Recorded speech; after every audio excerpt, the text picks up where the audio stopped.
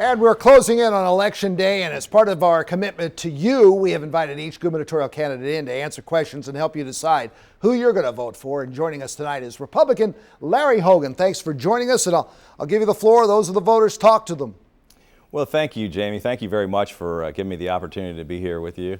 Look, I'm just a small businessman. I'm not a professional politician. I haven't spent my whole career in elective office. I've spent most of my life in the private sector.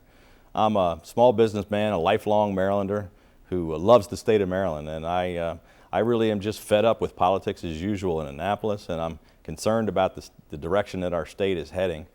We've passed 40 consecutive tax hikes that have taken an additional $10 billion out of the pockets of struggling Maryland families and small businesses, and it's crushed our economy. We've lost 8,000 businesses. Unemployment has doubled. 200,000 Marylanders are out of work.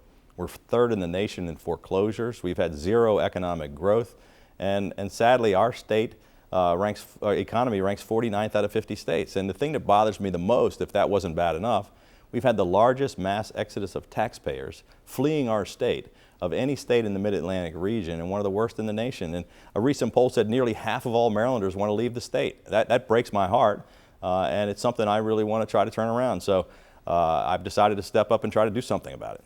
All right, let's ask you some questions. Your lawmakers 2 years ago, you know this, passed the Stormwater Management Watershed Restoration Program. We in the media have called it the rain tax, and among many residents in the county, the tax relief hasn't been well received. What would you do with this rain tax? Keep it alive, repeal it? What would you do? Well, 3.5 years ago, I started a group called Change Maryland, which is a nonpartisan citizen organization. It's the largest one in state history. We have 117,000 people involved. Half of them are Democrats and independents. And we led the fight against the rain tax. In fact, I believe we coined the term rain tax. It passed as a stormwater management fee.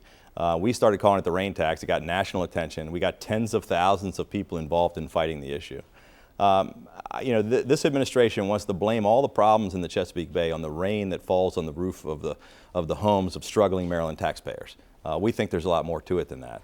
This administration has drained $1.3 billion out of the environmental trust funds. That's a much bigger problem than the rain that's falling on our house. I can tell you we've had 40 taxes in a row. Some of them are much more onerous and take more money out of people's pockets, but this is the one that has people the most upset. Everywhere I go, every single day, people say, are you going to do something about this rain? It's just the unfairness of it. We're the only state in the nation that taxes the rain. And I can tell you that an overwhelming majority of Marylanders, regardless of their party affiliation, want to see us do away with this, and we're going to do everything we can to repeal the rain tax. All right, we have about 2 minutes. Let's talk about jobs now. July jobs numbers were out, and the unemployment rate surpassed the 6% mark, on par with the U.S. rate now of 9,000 jobs lost in a number of key sections here. Jobs, how do you get us back to work? Well, it's really a huge problem here, and as I mentioned earlier, we've doubled unemployment under the O'Malley Brown administration. 200,000 Marylanders are out of work. That's simply unacceptable. Our state economy ranks 49th out of 50 states. We should be number one. There's really three basic problems. My group's focused on these economic issues like a laser beam for 3.5 years. We held a business summit on improving Maryland's economic competitiveness, and we brought together 400 business leaders, economists, think tanks, and representatives of the federal, state, and local government, both parties, and we talked about what can we do to fix this problem. It's really three things. One, we have an anti-business attitude here in Maryland. CEO magazine says we're 41st out of 50 states in business friendliness. That can change on day one with the new governor, who's going to be focused on, we're going to be unabashedly pro-business. I'm going to do everything I possibly can to help Maryland businesses grow and create more opportunities and more jobs for our citizens. We're going to try to attract more businesses to come to Maryland rather than leaving Maryland. And we've got to roll back our regulatory policies are very cumbersome, unpredictable, constantly changing, and they're burdensome. So people say to me, we moved our business to Virginia and we got everything approved in 90 days that we couldn't get done in 3 years in Maryland. It was just impossible. We've got to fix that, and we can do that in the executive branch. And lastly, it's our tax policy.